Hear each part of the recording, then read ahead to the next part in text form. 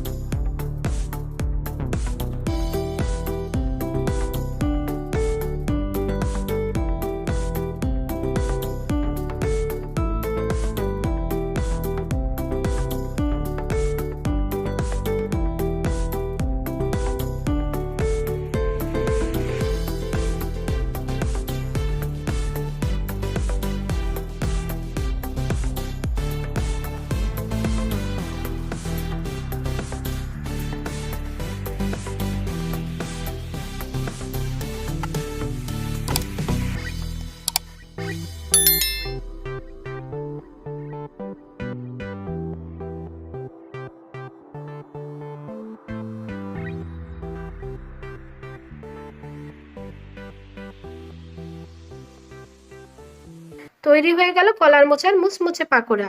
একবার হলেও বাড়িতে রেসিপিটি ট্রাই করে দেখবেন। কেমন হলো কমেন্ট করে জানাবেন। আল্লাহ হাফেজ।